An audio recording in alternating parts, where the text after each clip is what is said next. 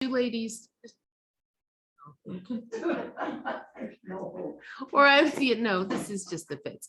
Okay. Or I will ask you ladies to speak up when you have questions or comments. Now, for those of you who are trying out the class, today is a little bit unusual in that it's the introduction to the course, right? So we may not get to the analysis of Midrashim right away.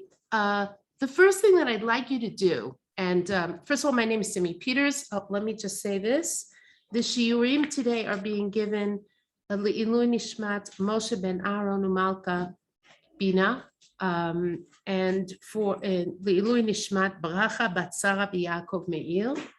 The Nishamot should have an aliyah, and everyone should be blessed with a long life. I'll add a name, Moshe Aaron ben Chaim, who is my cousin who passed away last week, and who loved learning. So I'm just gonna put that out there. What we're gonna be doing today is talking first about what Midrash is, and I'll tell you why we're doing that. Basically, people who do any kind of learning or had any kind of exposure to Jewish sources are very familiar with the word Midrash, and they've been exposed to a lot of Midrashic texts, like it's the raw material is out there, and people are familiar with it. If you studied Rashi, you know that Rashi quotes Midrash a lot. Many of the Mefarshim, the Parshanim, quote Midrash a lot. It's found in Machshevet Yisrael, Jewish thought. It's found all over the place. So Midrash is ubiquitous. It's everywhere in Jewish thought. I would go so far as to say that Midrash, or really Sifrut Chazal in general, right? The teachings of Chazal are the Jewish unconscious. Like everything that's in Jewish, out there in Jewish thought is already thought or instincts or culture or whatever you want to call it is already in Chazal. I don't know if I made up that insight or if I read it somewhere. So I'm just putting it out there. The trouble is, it's very hard for people to define what Midrash is, right? That's the big difficulty that we have here. So I'm going to start by asking you to take a minute and write down a definition of Midrash. I see, you shrugged.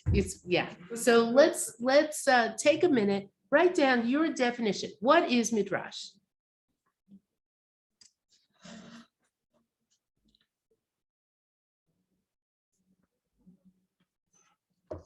Ladies on Zoom, that might be instructive for you too, to try to write a definition of Midrash.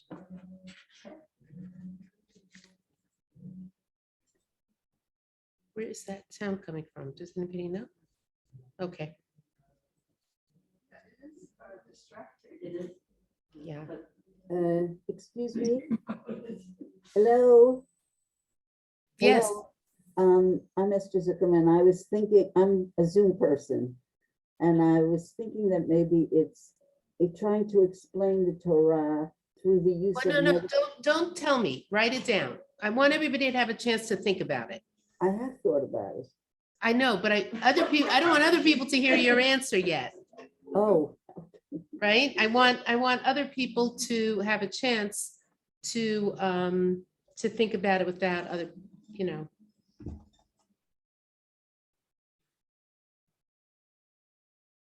must be some other shiur. Is there, or is it a synagogue next door? Could be. All right. Either way, we can't do anything about it. Okay. All right, ladies, look up when you're finished. Okay. Can I give my answer now?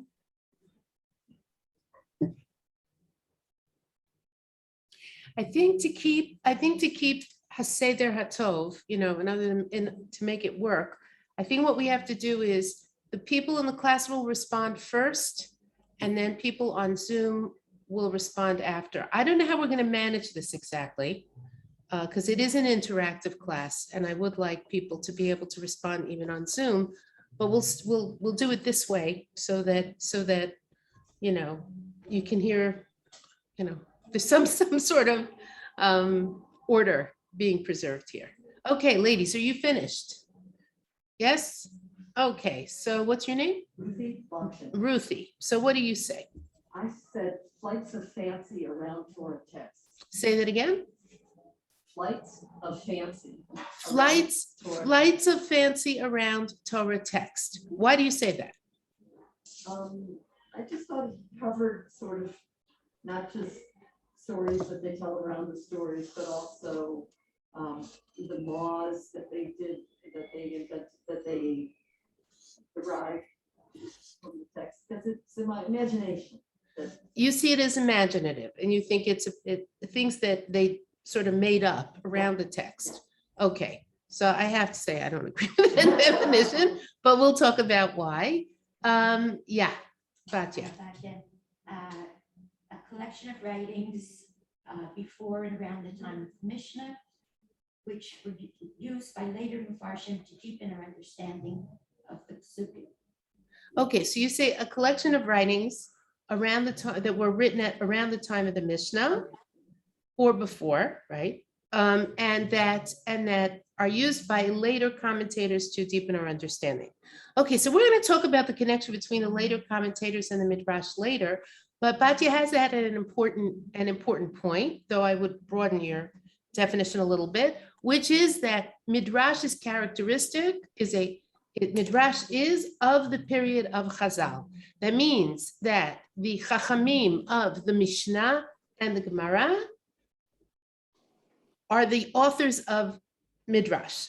Okay, in other words, Midrash is a time period. So for example, when someone says they're writing a modern Midrash, they're not writing Midrash.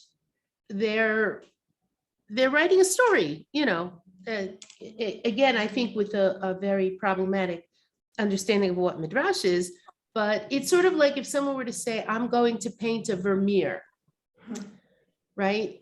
You're gonna imitate the style of Vermeer. But you're not gonna grind your own color. Maybe you will grind your own colors. Maybe you're into it, but it's not gonna be Vermeer. It's going to be a modern sensibility trying to replicate Vermeer, right? So Midrash is tied to a specific time period. That is true. That's part of the definition. What did you say? The Mishnah and the Gemara, Chazal, Tanaim and Amoraim. Give years? Oh, you have to ask for Google for that. I'm not very good at that. But basically, it pretty much covers the same time period, which means some of the material is earlier than the Mishnah, and further developments of Midrashim sometimes come after the Mishnah, after Chazal, after the Gemara. In other words, you have, for example, collections of Midrashim which rework material that appears elsewhere or whatever. But we're talking about, let's put it this way, the authors of the Mishnah and the Gemara are the authors of Midrash, right? They're contemporaneous. So it's an important point, and we'll talk about why that's an important point. Any other definitions? Go ahead. Symbolic story that relates in some way to the text being studied and that teaches lessons on multiple levels. Okay, a symbolic story, you said that relates in some way to the text being studied. that relates in some way to the text being studied. Go ahead. Teaches lessons on multiple levels. And teaches lessons on multiple levels. Well, any text can teach lessons on multiple levels, right? And what is a symbolic story? That's an interesting question. I would also say that story is a problem here, and I'll tell you why. And when we talk about Midrash Halacha, we're not talking about story, right? We will not be doing Midrash Halacha, but to understand what Midrash is, we're going to start with Midrash Halacha, okay? So Midrash is not stories, it's other stuff, right? Yeah, go ahead. The attempt of Chazal to understand the text of the Torah, of the Tanakh, and help each generation to understand vis-a-vis the times in which he or she is living by using Tab, or what is written in the Tanakh. Okay, so you're saying the attempt of Chazal to understand the Tanakh, Torah and Nevi'im and Ketuvim, and the attempt to teach other later generations or give access to later generations to what they're teaching and to be able to understand in their own way. They base it on certain. Basing it on I mean, certain, they don't make it up. They do. They don't. They do. Do they make it up? Don't they make it up? That's what we're gonna have to ask. They're using what's written there and extrapolating. Okay, so that becomes an interesting question. Do they make it up? Don't they make it up? What are they making up? What are they doing? I would venture to say that what you're saying is everything Chazal wrote, not just Midrash, is something they intend future generations to study. But that's not really part of the definition of Midrash. Any other thoughts? Yeah, This is a question, not a definition. I'll go along Question. with a lot of Go what ahead. has been said. I mean, I see them as writings included in sacred text, but I thought they were more like stories. But my question then is, do they not entail halachic decisions? no, Midrash Halacha does entail halachic decisions. So that was the question. It's normative. Midrash Halacha is normative. Halacha can be determined on the basis of Midrash Halacha. Okay, so to put you ladies, did you want to say something, Ellen? I was just going to add that I believe they will also look at they will try to make connections between sukkim that appear in one place with sukkim that may appear in Ellen said they also try to make connections between psukim that appear in one place and psukim that appear in another place. So do the Mefarshim, right? So that's not a unique quality of Chazal. Okay, anybody up there far away have something to add? Yes, hello. Go Hello. ahead. I would like to add to this. I feel that Midrash is an enrichment of the Mefarshim, and it Is a what of the Mefarshim? an enrichment of the way to read Torah, because it also uses a lot of metaphors and parables and things that we can relate to and imagine. It steps out of the box and it brings us new insights. And this is why. Okay, so in that respect, again, you're talking about something about the style in which Midrash is written, and we're going to now give a definition, right? You're saying it's enrichment.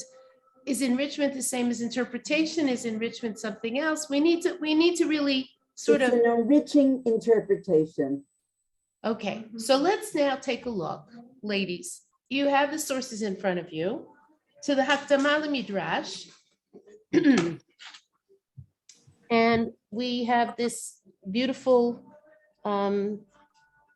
music behind us, unfortunately, but I hope you can follow anyway. Okay, I'm sorry about that. I'm sorry. Is the window open? Yeah, it might help if we close the window. Okay, so let's start by looking at, I don't know if it's gonna help, but unfortunately, is there one? Yeah. Oh, it does help.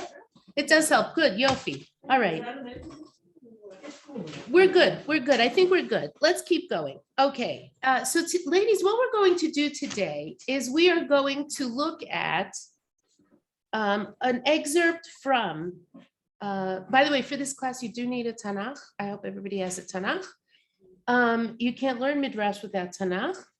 I think you can't learn anything without Tanakh, but okay, I'm biased. Okay. What we're going to be doing today is we're going to be looking at Mishnah and Midrash and contrasting them. Why are we doing that? Because Chazal wrote in two styles, right? When we talk about Chazal, they write in two styles. One is Mishnaic style and one is Midrashic style, okay? Now we're going to take something from Masechet Bikurim and from the Sifrei. We're going to compare them and we're going to try to determine what the difference between them is. Take a look at Dvarim Chafav, everybody. Okay. Dvarim Chafav, that's Deuteronomy 26.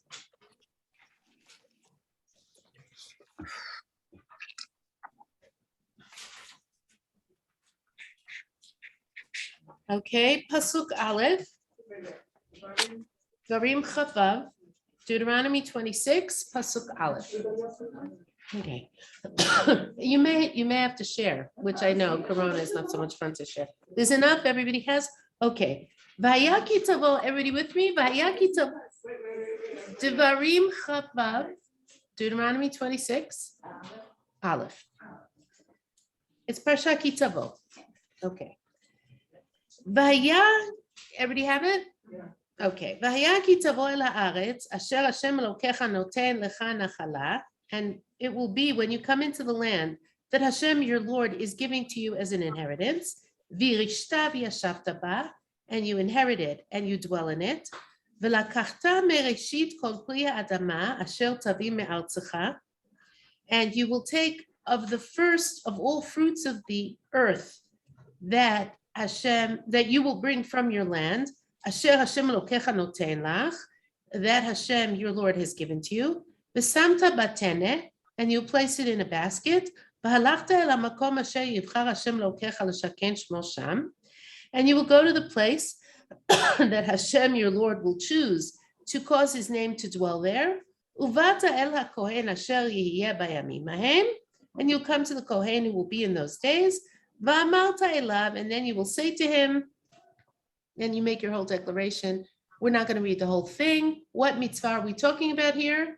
Bikurim. It's Bikurim, right? There's the, right, remember that piece in the Haggadah, Arami Ove David, that's what you say when you bring your Bikurim.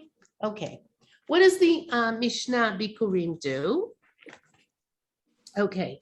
Yesh Miviyin, we're just the first 4 Mishnayot. Don't worry too much about the halachot. We're not interested in those. We're looking at style. Okay? Yesh Miviyin Bikurim Bikurim. There are those who bring Bikurim and read the declaration. Miviyin, what? That's what the rabbis call Mikra Bikurim, right? Mikra Bikurim? Okay. All right. Yesh Miviyin Bikurim Bikurim. There are those who bring Bikurim and read the declaration. Miviyin V'lo Korim. Bring Bikurim but don't read. V'yesh she'enan Miviyin.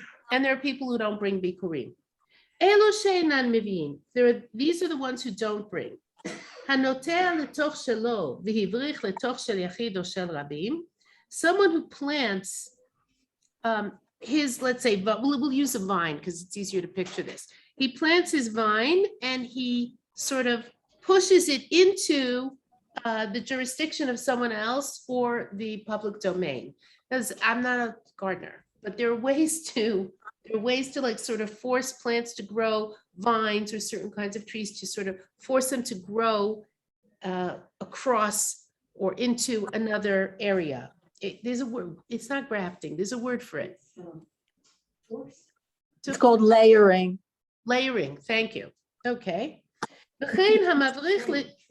Right. Lahavrich, by the way, in modern Hebrew means, and also for Chazal means to smuggle. Right? He like smuggles, he smuggles his plant into somebody else's. What? No, I don't think so. Oh, you mean like barach? Maybe. Maybe. Yes. Okay. Or here it's berech, maybe it means to bend. I don't know. I don't know what the source of the word is. Okay. Similarly, somebody who forces the plant or layers the plant from a private domain of someone else or from the public domain into his own.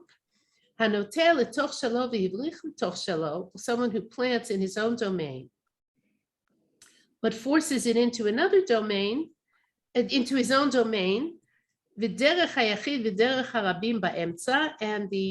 a private domain or the public domain is in the middle, this person doesn't bring bikurim. Rabbi Yehuda says, no, this person does bring bikurim. So let's say this is my field and this is my field. And here's the public domain in the middle. And I somehow force my plant under the public domain to come up into my domain. It's a machloket in the Mishnah, whether I bring or I don't. The Stam Mishnah says you don't bring. Rabbi Yehuda says you do bring. Okay, let's keep going. Why doesn't this person bring? Why doesn't the people who don't bring? Why don't they bring? Because it says Reshit bikurei admatcha. It's a quote from Shemot Chaf Gimel. You should bring the first of the first fruits of your land. Ad sheyu, you don't bring until Ad sheyu kol hagiduli me'admatcha. You don't bring until all of the plantings, everything that grows, is from your land. Ha'arisin v'ha'checharot v'ha'sikarikon v'ha'gazlan ein mevi'in me'oto ha'ta'am. So tenant farmers or people who are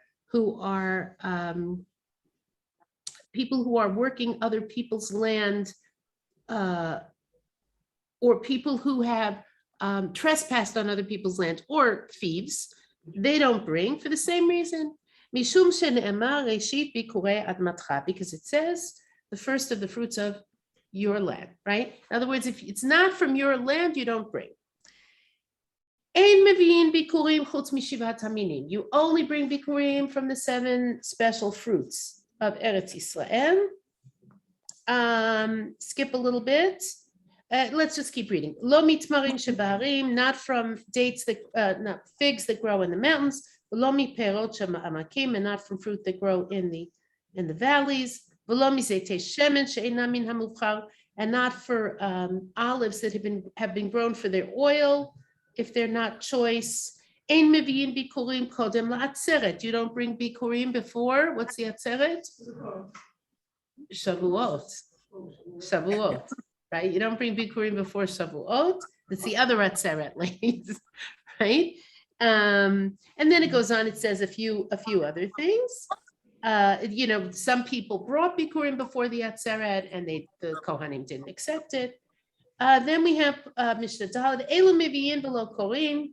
These are the ones who bring but don't read. Hagel mevi ve'eno koreh. Convert brings but he doesn't read. She'eno yachol lomar asher nishpa Hashem lavotenu latev lanu.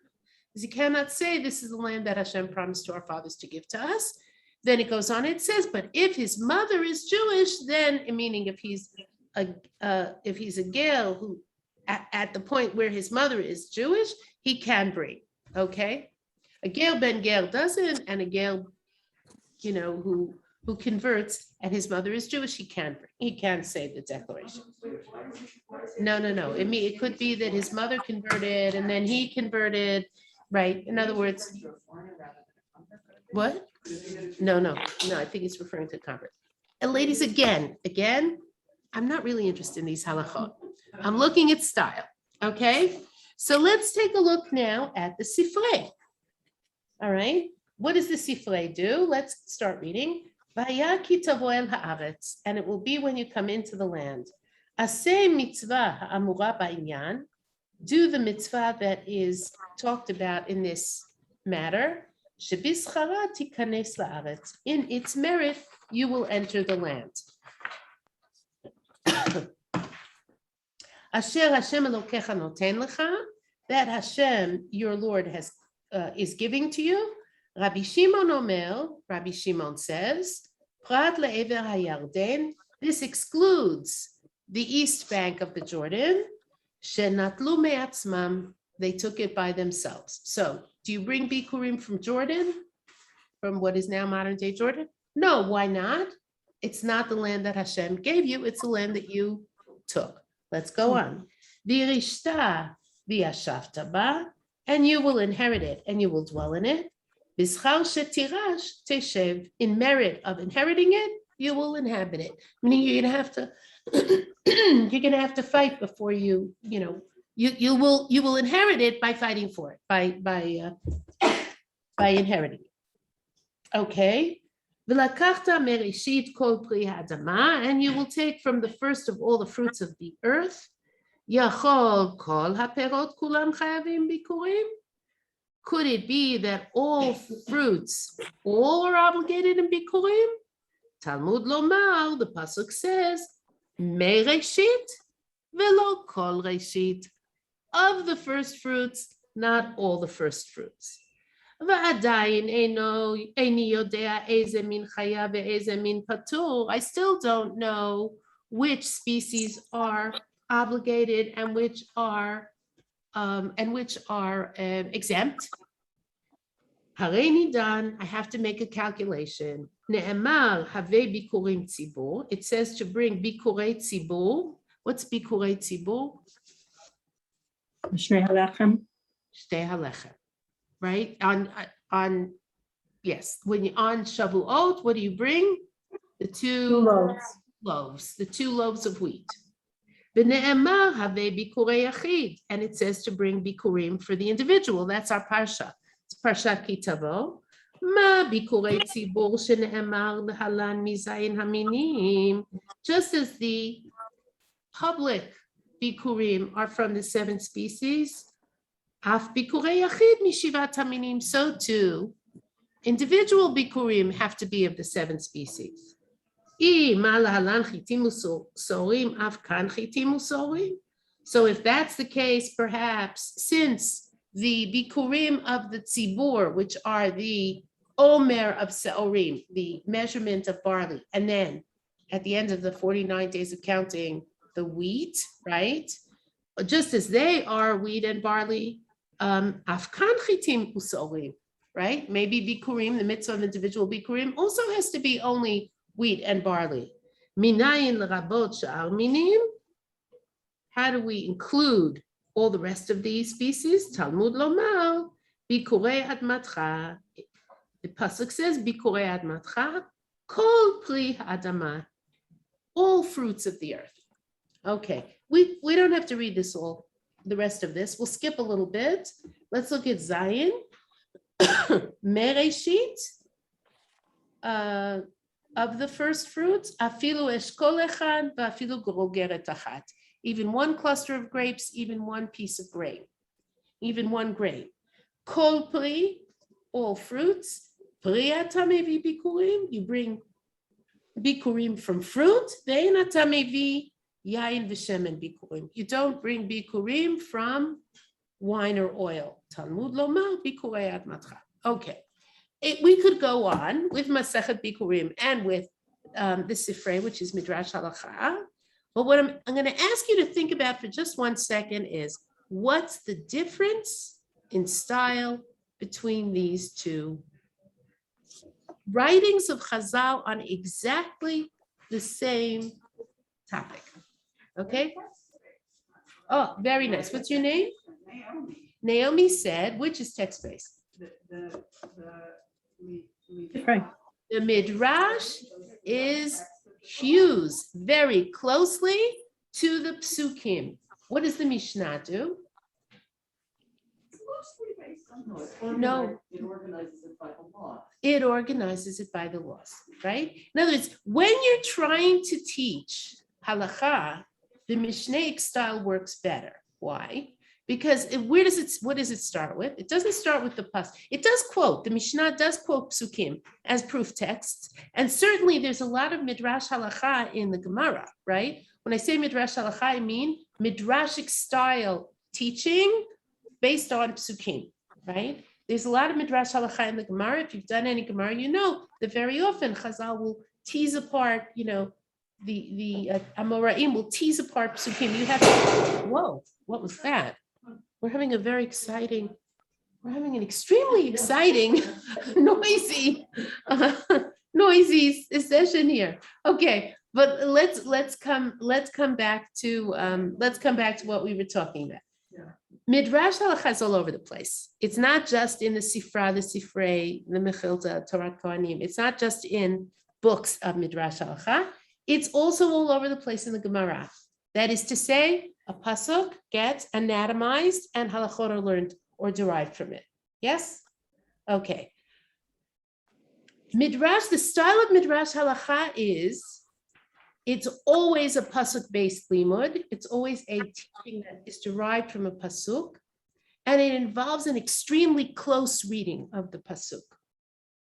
The pasuk, or the word, or the sugya, or the subject, or the topic, or whatever you want. When it comes to Mishnah, the Mishnah isn't following the psukim. The Mishnah starts with who is obligated to bring. Then it moves on to who is obligated to bring and read. Why? What is obligated to be brought, right? In other words, it's very encyclopedic, and it's organized by topic. And the Mishnah chooses here to start with who is obligated, which is a very, very logical way of organizing this material. So Mishnah and Midrash essentially differ in 2 ways. One is that Midrash is always a pasuk-based limud. If I wake you up in the middle of the night 10 years from now, just Midrash equals pasuk, right? It's always based on verses, right? It's always just on text, on biblical text. Now, of course, the Mishnah also uses the biblical text. It quotes psukim as proof texts, and sometimes it does the same kind of close reading of the pasuk, but it is not chained to the psukim and the order of the psukim to derive the halachot, right? Okay. The other difference is that Midrash is always a close reading of the psukim. Sometimes an over reading, we would say, right? Now, the reason I use Midrash Halakha to start with as the basis for explaining what Midrash Haggadah is because here you see very clearly with Midrash Halakha, you see very clearly what Midrashic style is like.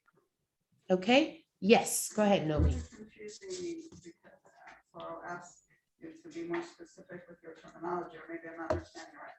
So if I look on the bookshelf, there's the Tanakh, there's the Mishnah, there's the Gemara, and then there's books of Midrash, so Sifrei being one of them, etc.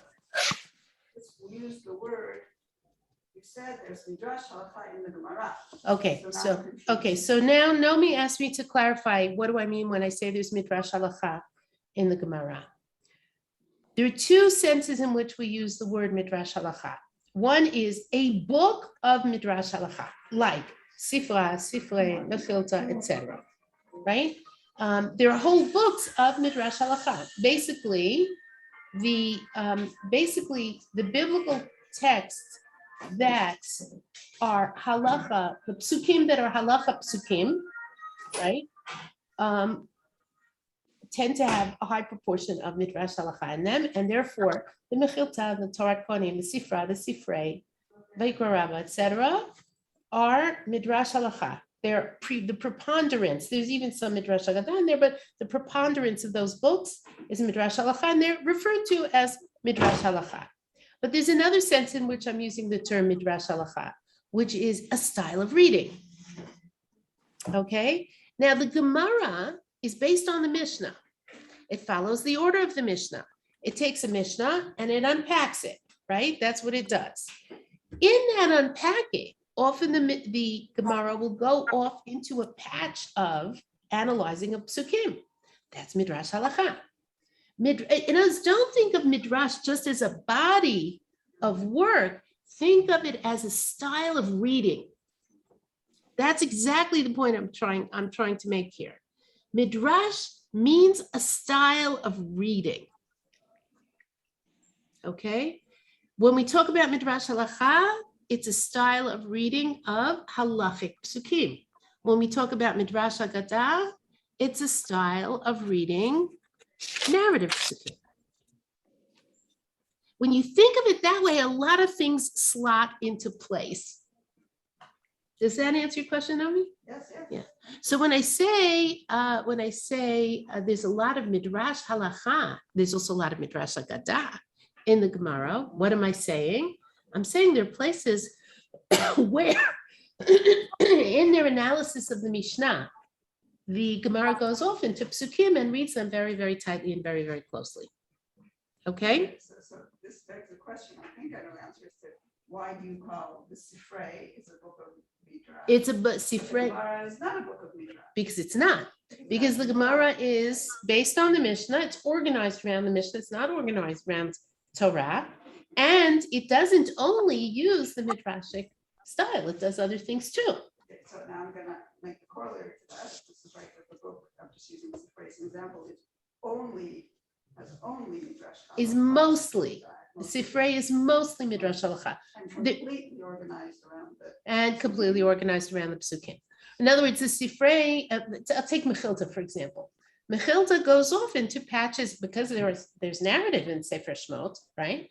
The Mechilta goes off into patches of Midrash Haggadah. There's even some Midrash Halakha in Breshit Rabbah, an weeny tiny amount around Brit Milah, right?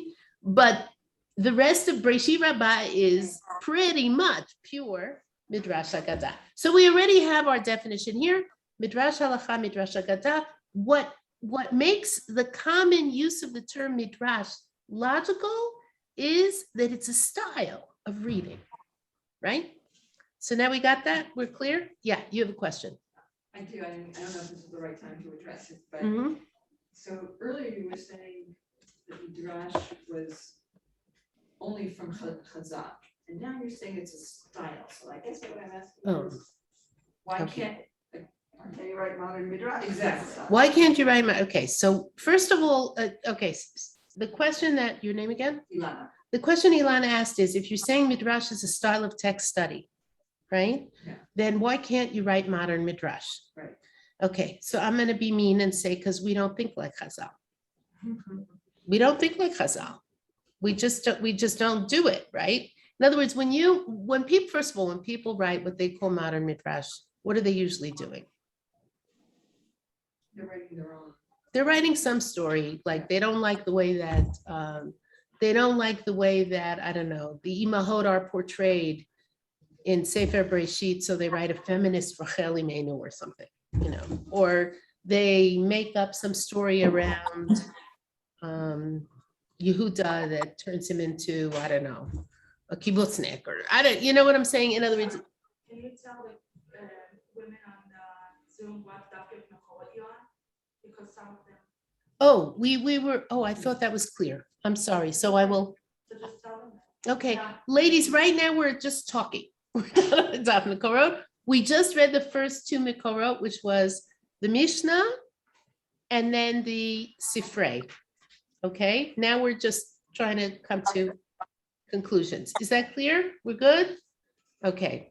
Wait. So let me just answer your question. Could somebody paint a Vermeer or Rembrandt? Something in style.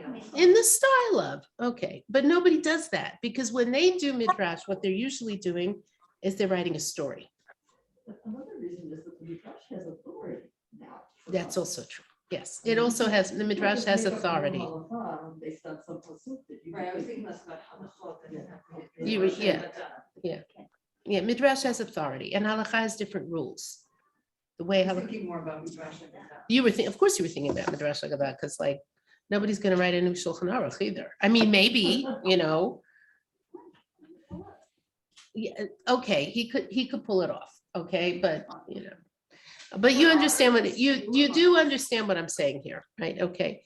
Also, to my mind, to write something authentically, you really, some things are of their period, right? They are of a certain time, and it reflects a certain style of thinking. I think that's going to be clear when we talk about the next definition we want to give, which is what's the difference between Midrash and the later Parshanim. Okay, so let's again go through our, definitions. Midrash is a style of text study, which is different from Mishnah, which is more encyclopedic. Midrash is always pasuk based, and Midrash involves a style of reading the psukim very closely, very tightly, with a tremendous attention to detail and also to the larger context, etc. Okay, does that make sense? Did you have a question, Batya? I was just, Ein Yaakov, would you define Ein Yaakov as? Ein Yaakov is an anthology. You have later anthology, no, because Ein Yaakov is Agadah, not Midrash. We'll talk about that also. What's the difference between Agadah and Midrash Agadah? Okay, say it anyway. Go ahead. Agadah can just be a story that somebody likes to tell about Choli Hame'akel or something. Right. But a Midrash Agadah has to be based on a pasuk. So let's say that again. Agadah is any non-halachic teaching of Chazal, right? We can make a clear definition or a clear distinction between halacha in Chazal and Agadah in Chazal. Halacha is normative, it's law. Agadah is any non-halachic teaching of Chazal. Midrash Agadah is a subset of that, right? It's any non-halachic teaching of Chazal that is attached to Tanakh or Psukim. Okay? Somebody is not muted up there. If you guys could check if you're all muted. I'm hearing myself and I don't like the way I sound. Okay? All right, so Agadah and Midrash Agadah, we've distinguished between them. Now we're going to talk about, because if we're talking about close reading of text, well, how is Midrash different from, for example, the Ramban or Rashi, right? Both of Rashi, Ramban, Sforno, Ibn Ezra, all of whom, They don't say halakha, they don't usually like halakha. no, we're talking about Midrash Agadah now, okay? Ladies, now we're talking about Midrash Agadah because now that we understand what Midrash is, you want to learn Midrash Halacha, you have to find someone who knows Midrash Halacha. It's not me, okay? But when we're talking about biblical interpretation, or we're talking about Midrash as a reading of the biblical text, what's the difference between Midrash and the Rishonim onwards? What's the difference? Actually, we could start with the Gaonim, but you understand, post Chazal, what's the difference? I think the Rishonim just explain the text and Midrash brings in extra knowledge. Okay, so from- Nomi says maybe the Rishonim explain the text and Chazal bring in extra whatever. Extra canonical. Okay, extra canonical? It's Chazal is sort of canonical by definition. Okay, but, right, so I'm thinking of the canon of the Tanakh. Okay, so let's think about this for a moment, because I think this is an extremely important point. Most people, when they think about Midrash, they think of it as somehow, as you said, flights of fantasy. Flights of fancy. Okay, or if they're more polite about it than you were, they say things like stories about deeper lessons, deeper messages, right? Stuff like that. In other words, Midrash has nothing to do with Pshuto Shel Mikra, right? That's the assumption people make, because the word Midrash sounds like trash. Okay, I'm going to say that that's not strictly speaking true. In fact, I greatly disagree with that definition, but what I'm going to say is as follows. There are two things that distinguish Midrash Agadah from the later Mefarshim or Parshanim. One thing that distinguishes them is scope of inquiry, and the other is style of writing. And these are important distinctions, and this helps explain why so many people say things like, it's just a Midrash, which makes me go ballistic. Please don't say it in my presence. It's just like to lie down afterwards with a wet cloth on my forehead, okay? So don't do that. I mean, you could do it, you could walk out of the room and whisper it to someone. Don't say it's just a Midrash to me, okay? But what? Can you repeat those two? Yes, we're going to go through them now. The difference between Midrash, and here we're talking about Midrash Agadah on Tanakh, and later Mefarshim or Parshanim, has to do with scope of inquiry, and it has to do with style of writing. What do I mean by that? Okay, so here we're going to have to take a little detour. I hope it won't, wait, we have till 11:35? Okay, good. So we're going to take a little detour here and talk about the Greeks. Please forgive me, okay? We're going to, and I'm going to use them as an analogy, okay? The Greeks, philosophy for the Greeks originally meant what? The study of everything, basically, right? In other words, for the Greeks, the subject of study was the cosmos, that is to say, the universe and the earth, right? The universe. And philosophy was a method of asking questions and finding answers about things in the cosmos. So a philosopher could ask a question like, what is truth? Is this object beautiful? Are there gods?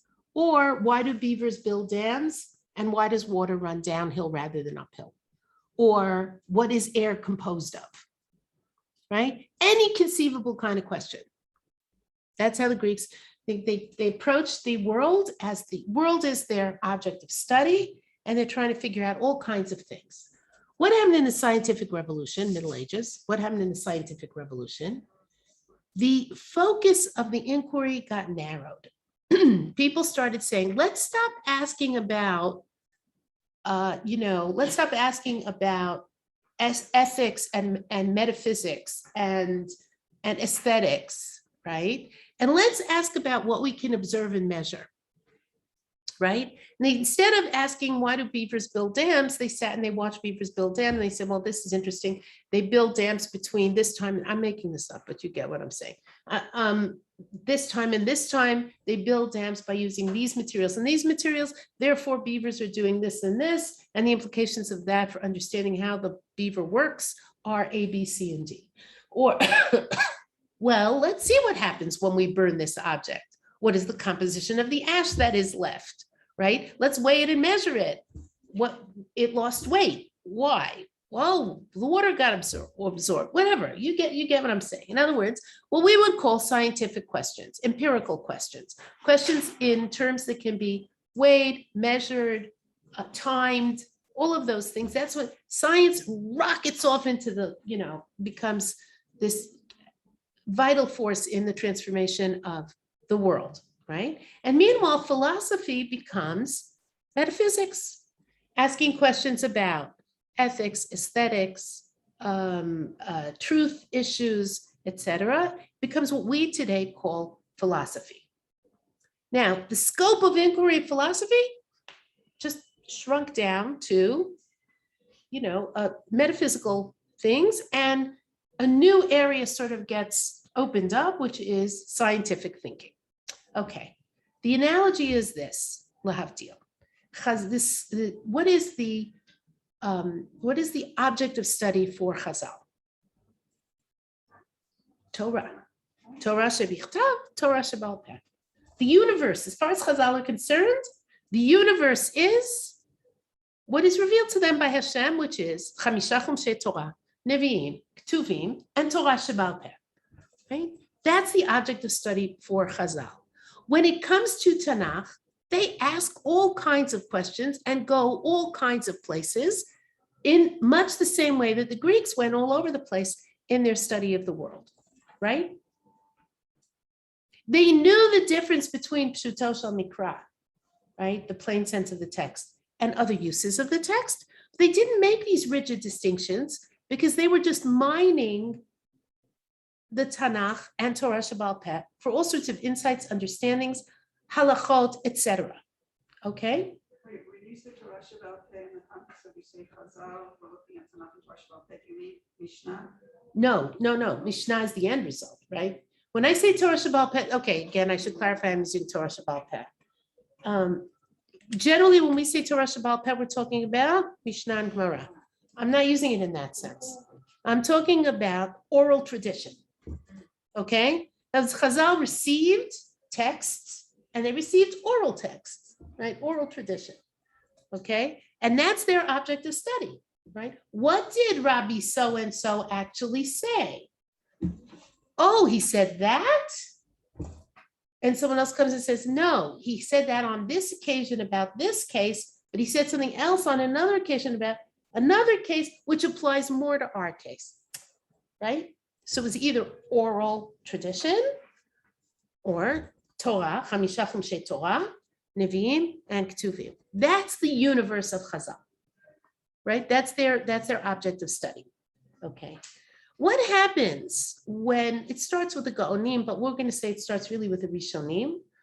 The first Rishon being Rashi. What does Rashi say? Ani lo bati ela l'pshuto shel mikra. I am interested in narrowing the focus in this intellectual endeavor I'm about to engage in, which is Parshanut HaMikra, which is interpreting the biblical text. I'm about to narrow the focus of inquiry. I'm not asking about water and aesthetics and beavers. I'm going to ask only about what he defines as Pshuto Shel Mikra.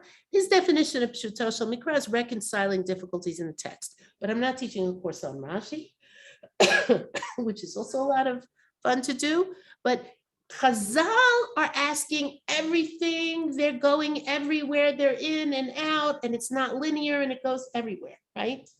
They'll go off on a tangent and talk about all kinds of things, right? Philosophical speculations, theological speculations. Why is the grammar of this text wonky here? How come the syntax doesn't work here? all of those questions are equivalent for Chazal. Yes? For the Parshanim, Rashi onward, there's a different set of questions, which is, what is the plain sense of it? Right? What does the text mean? Okay, so Chazal have a much broader sphere. I'm sorry, what did you say? Okay, I need to interject if it's okay. Rashi often cites Midrashim. Yes, and he says how he cites Midrashim. He says he only cites Midrashim that will help him in explaining the difficulties in the text. And Rashi, it's very interesting. If you study Rashi extensively, you will notice that Rashi uses Midrashim as raw material. He cuts them up, he takes out this snippet, he leaves that snippet, he mixes and matches Midrashim. Rashi treats Midrash as raw material for his stated goal, which is to interpret the biblical text. So Chazal have a goal of interpreting the biblical text. They also have a goal of teaching ethical lessons. They also have a goal of learning halachot. And there are all sorts of different skills and methods of reading that are involved in all these different endeavors, okay? But there's another big difference, and this is, I think, the crux of the matter when it comes to why people don't understand Midrash. Chazal wrote using story, parable, allegory, hyperbole, metaphor. In other words, they used literary genres to convey philosophical or interpretive insights. And what do we, as opposed to, for example, we're going to use the Ramban here. How does the Ramban write? The Ramban writes like we write. It's prose, linear argumentation, right? He starts with the pasuk. He, let's say, will quote Rashi or the Ibn Ezra, not always, but often. He will agree or disagree or expand on or not expand on. He'll ask a question, he'll answer a question. If he goes off on a tangent, the tangent always comes back to the starting point, where he will say, for example, he will answer an implied critic, right? Implied criticism. You know, he offers his reading, and then he anticipates the reader's question, and he offers another reading. He then brings up the next question, right? It's very linear. It's very Western. That's how we write. At least I don't know if kids write that way anymore. I don't know if they know how to write anymore, but that's a separate issue. Okay, but that's a linear prose argumentation. You can trace how the Ramban is building his argument. What do Chazal do? They expand the biblical story with another story. They use an allegory or parable. They bring in metaphors. They use hyperbole. They're writing in a literary style. And when we see that, what do we say? Story. I say poor editing. Poor editing. They're whacked out. They're being fantastical. What does that mean? That means we don't know how to translate their mode of expression into our idiom, right? That's the difficulty, okay? In other words, what you see when you see a parable is this what people usually do, right? You take a mashal. We're going to start with the mashal. That's going to be that's going to be the first unit in our discussion. You start with the mashal. What do most people do when they read a mashal? They skip the mashal, they, zip through the mashal, and they go to the nimshal, right? They go to and the moral of the story is blah, blah, blah, blah. Okay, which means you're not understanding Chazal's methodology. What do Chazal want you to do? Compare, contrast, go back to the pasuk, notice what they've noticed, etc. Okay?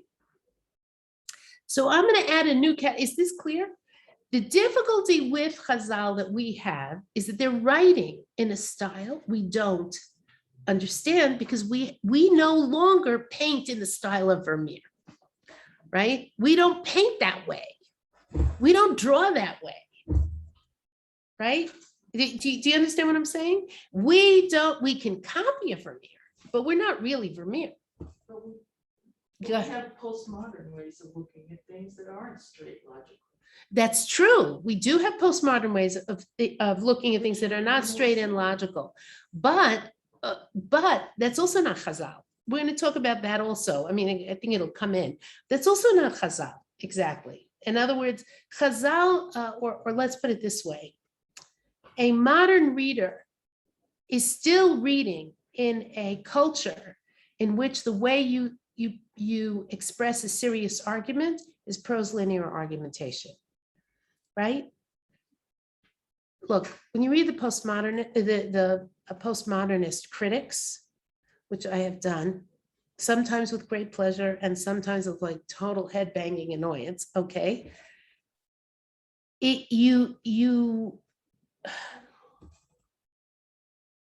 still speaking to a culture that is used to prose linear argumentation, which is why this is my favorite joke. Can I tell you my favorite joke? Okay. What do you get when you cross a deconstructionist or postmodern literary critics? What do you get when you cross a deconstructionist with a mafiosi? Someone who makes you an offer you can't understand. Okay, but you understand what I'm saying. Okay, so but post deconstruction, the world that Chazal stood in was rock solid in its assumptions about certain things. In postmodernism, everything goes. So even though it's not linear, I mean, this isn't linear and this isn't linear, but he's in clay and he's painting in air, you know, like it's different. Yeah. I'm not clear on the first difference, Mhm. the object of study.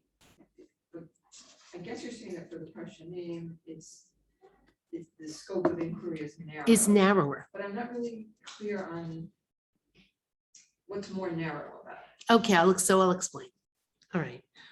I'm going to ask you to do another thing, which is sort of mean, which is I want you to think about the difference between pshat and drash for a moment. This is a term we use a lot, right? It's one of the things that I have learned through many, many years of teaching is I was using a lot of terms as a young teacher or thinking in a lot of ways, which I hadn't really thought about, I assumed, okay? So the terms that we use all the time, pshat and drash, okay?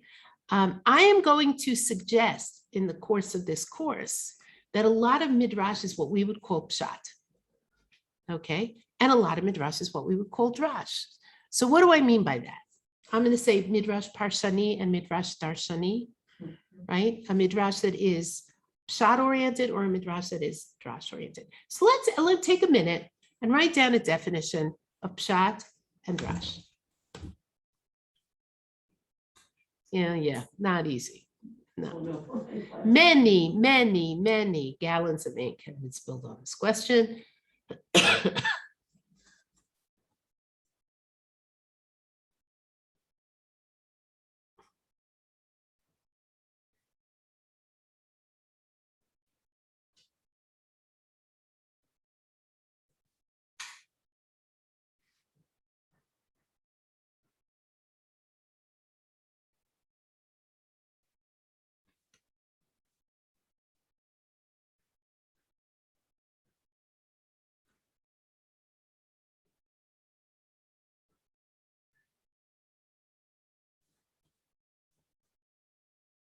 And look up when you're finished. Okay, do I have a volunteer, a brave volunteer? By the way, just so you don't feel bad, Nechama's definition of pshat and drash were the following. I heard her say this. There's a room full of teachers. We're waiting for her brilliant definition. She says, pshat is what I say, drash is what you say, which means that she was joking, but you get it. It's very, very hard to do. How would you define pshat? Yeah, no me. I would say that the pshat is a simple reading of the text, and the drash is you fill in the blanks. Okay, simple reading of the text is a cheat, because what did you just do? You translated the word pshat. What makes something a simple reading of the text and what makes something not? That the words are there? Right, and with the drash, you're filling in the blanks. Filling in the blanks, which means the blanks are also there. Well, you're adding material that wasn't there It's not right there. You always add material that's not right there. All we have on this page here is black ink on white paper. To read it, we have to decipher it. We have to decide where to put the punctuation. We have to recognize the words and the letters. We have to think about, by the way, if you use Safaria, the punctuation is sometimes problematic. And by the way, that was one of the criticisms that people had of Adin Steinsaltz, Rav Adin Steinsaltz, that he added the punctuation. Don't add punctuation. You've decided for me how to read this. There might be another way to read this. You want another favorite joke? Okay. Two Bachurei Yeshiva want to go play tennis. So they play hooky and they go to the tennis courts, and one of them walks up to the court and sees a sign and turns around and goes away. And the other one says, "What are you doing?" He said, "It says, courts closed, no tennis today." So the other one says, "No, you're reading it wrong. Court closed? No, tennis today." Okay, that's, right? In other words, you're making decision about how to read, and that's going to be informed by what's already in your head, not what's on the page, right? Any other thoughts? Yeah, go ahead. Ruth, Auction. Ruthie. Yeah, okay, Ruth, okay. He says that the pshat is the contextual meaning. Contextual meaning. How do you define the context? Is the context all of Tanakh? Is the context the pasuk? Is the If you just stick to the idea of even being the pasuk, you cut out a lot of. Yes, but you will also misunderstand if you read just in terms of what is the contextual meaning. Well, it's clear that context plays a role in determining the meaning of the phrase, pasuk, word, whatever. But it is not. Let's put it this way: it is a necessary condition, but not a sufficient condition. What else? Yeah. Maybe it's an intuitive or logical understanding. Oh, well, intuitive and logical. Ilana said an intuitive or logical understanding. I don't know if you could put those two in the same box. Look, one of the reasons it's traditional to learn with Chavruta is because my intuitive understanding and your intuitive understanding are not necessarily the same. Okay, so I'm gonna cut this short because I don't want to run out of time before we finish our definitions. And next week, Bezrat Hashem will start with texts. Obviously, I'm going to make the following suggestion. I'm going to suggest we scrap the terms pshat and drash because they're not useful, and that we substitute the terms parshanut and darshanut. What do I mean by that? When we say pshat, we are talking about something we see as a characteristic of the text. This is the pshat, right? Or this is the drash. Okay? When we talk about parshanut and darshanut, we're talking about what the reader of the text is doing with the text, right? When I am engaged in parshanut, what am I doing? I'm trying to figure out what the pasuk means. When I am engaged in darshanut, what am I doing?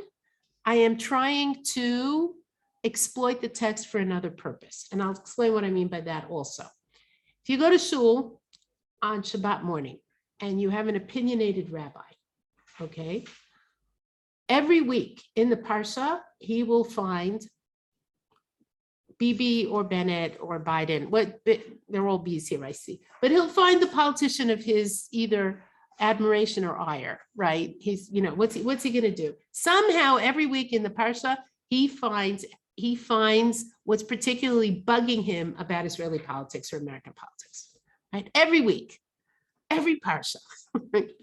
Why? Because he's writing a sermon, right? By the way, it doesn't have to be, you might have an unopinionated rabbi who doesn't voice his political opinions, but he has a message he comes in with that he wants to convey, and he finds it in the parsha. Maybe there's a drinking problem among the youth in the community, let's say.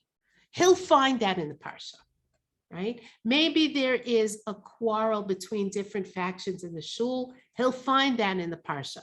because he's not starting with the text. He's starting with his idea or his message. He imposes it on the text. That's darshanut. That is homiletics or sermonics, right? He's writing a sermon, okay? And everybody knows the rules because we all know that Bibi or Biden or the drinking problem aren't in the parsha, right? You see it all the time, right? Shabbat, Sheva Brachot, everybody gets up and talks about the chatan and the kala, or the chatan, or the kala, or the families, or marriage, or whatever. Somehow, it does Parshas Mitzorah. They still find something to say, right, about a topic. In other words, you're starting with the topic or the concept, and you are imposing it on the text. You're exploiting the text, not to understand it, but to use it as a rhetorical device. Legit. Because everybody knows that in Parshat Mitzorah, the kala is not in Parshat Mitzorah, right? But he's, the person giving the Dvar Torah at the table at Shal Shudas, when everybody's just like snoring their way through already, that person is he's exploiting the text. Okay, he's really talking about something else. The same rabbi has his Wednesday night shiur that he gives to the women in the community. Parshat, he comes to Parshat, I don't know, Mitzorah. Okay, he probably isn't giving a shiur on Parshat Mitzorah in his Chumash shiur. Let's say he's doing Sefer Bamidbar. Okay, he started at the beginning of Bamidbar. Every Wednesday night he does another section. Somehow, miraculously, no Israeli politics, no chatan and kala, no drinking problem, no building fund. None of those things are there. Why? So he's starting with the text and he's reading it to understand what it means. He uses maybe other commentaries, probably does, right? He's not delivering a sermon. He's engaged in the act of interpretation. Now, he may be a good Chumash shiur giver. He may be a bad Chumash shiur giver. But what he's engaged in is Parshanut HaMikra, right? He's trying to figure out what does the pasuk mean? What does the topic mean? How does it relate to what came before, came after? He's asking all kinds of questions we ask when we try to figure out what a pasuk means. Why is the grammar off here? Why is it in the plural rather than the singular? Things like that, right? Is that clear? Okay. What most people think is that Midrash is darshanut. And the reason they think that is because Midrash is written in story, parable, allegory, etc., etc. Okay. What I'm going to argue, and I hope prove to you, is that some of Midrash is very straightforwardly parshanut, and some of Midrash is darshanut, and some there are elements of both, right? Sort of mixed together. But Chazal were very well aware that the biblical text, they coined the term pshuto shel mikra. They were very well aware that the biblical text has its own internal logic and structure and meaning. And not everything they did was imposing their readings onto the text. Okay? What do you think the Hasidic masters do? So the Hasidic masters do something else. And this is interesting, I mean, because I've been asked this question before, like, is the Hasidic story like the Midrashic story? And the answer is no, it's not. First of all, Hasidic, and again, I'm making a broad generalization, and you really have to ask someone who knows Hasidut. But what the Hasidic masters generally do is they come to their texts or their sermons with a Hasidut worldview, and they are infusing their readings with that worldview to convey that worldview. So, and it's brilliant and it's beautiful and it's really, really interesting. So like if you take someone like the Shemi Shmuel, for example, what he does is he has an idea he wants to convey. He has a way of looking at the world, which is influenced, Hasidut is influenced by Kabbalah. He has a way of looking at the world, and at the Psukim, he's not interested in doing what Rashi does. He's interested in taking what Rashi does. For example, he'll start with a quote from a Rashi or a Midrash, usually Rashi or a Midrash. and then he'll develop it to teach a Hasidic idea. That's what he's doing. The Sfat Emet is doing a slightly different take on that. It depends on the Hasidut and the bent of the Hasidut. They're not doing what Rashi, the Ramban, the Ibn Ezra, the Sforno are doing. They're not doing what late Achronim are doing either, right? Yeah. So then how does Kabbalah fit into your definition? It doesn't. Kabbalah is a separate discipline. Though I would argue that there are certain Kabbalistic ideas that are already implicit in Chazal. I could even maybe show you an example. There are certain Kabbalistic ideas or Kabbalistic questions that are implicit in Chazal. When I say I think that Chazal are the unconscious of the Jewish people, I think that is true. And that means that everything, if you go far enough, every innovative way of looking at things in Judaism, within normative Judaism, is based somewhere in Chazal at some level, in some sort of way. I would also argue that, no, I don't want to go off on this tangent. That's a real tangent. Okay, so let's actually, we should sort of wrap up here. Let me tell you what we're going to be doing. Yeah. What were the two words you prefer when you use? Parshanut and Darshanut. Okay. In other words, what unites Rashi, the Ramban, the Ibn Ezra, the Sforno, and all the later Parshanim is that they're all engaged in Parshanut because they have very, very different ideas about how to read a pasuk, right? They disagree with each other very often, but that's because they have different ways of thinking about biblical grammar. They have different ways about thinking about biblical style. They have different ways of thinking about how big the context has to be, stuff like that. In other words, how much of the text you have to reconcile with how much of the other text. If the word is used elsewhere and it means this, does it also mean something else here? It sort of works like that. Okay, so let me tell you what we will be doing. Any other questions before we move on? Okay, so what we're going to be doing next week is we are not going to be talking about definitions anymore. I think you have a sense of what Midrash is and how it works and how we're going to approach it. What I will ask you to do is to bring this sheet next week, because I want to give you an example of a Midrash Parshani and a Midrash Darshani, right? A Midrash that is interpretive in effect, and a Midrash that is definitely homiletical. By the way, homiletical is not a dirty word. A homily can be a very strong and powerful way of conveying an important idea, and it can be beautiful and important and more powerful because it's not Parshanu. Shel Mikra. We will start with the mashal. That's the next thing. I'll give the mashal, the parable, because it is the most interpretive of the genres that Chazal use in Midrash, because mashal requires us to compare and contrast texts. So that's what we're going to start with, Bezrat Hashem. Next week, please bring these sheets, and we'll continue. Okay. A pleasure, ladies, and see you, Bezrat Hashem. Those of you who can come, see you next week. Thank you. Okay, wait, did someone ask something? Okay.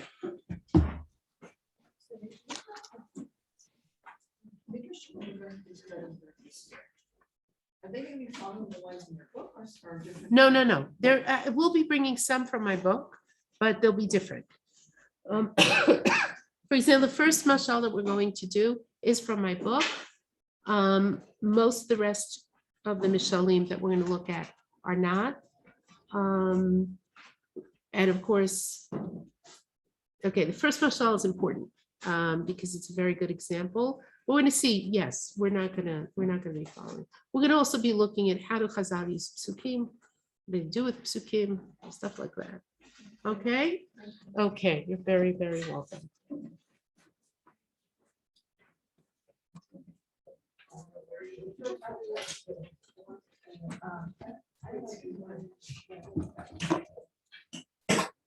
Wait, I have to put on my mask. Yeah. Yes, okay. You're very welcome.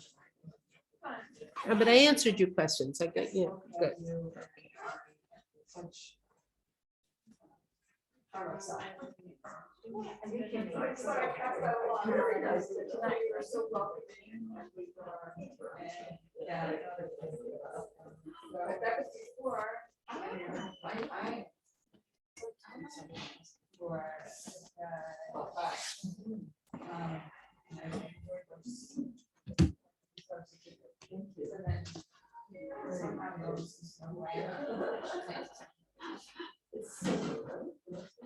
So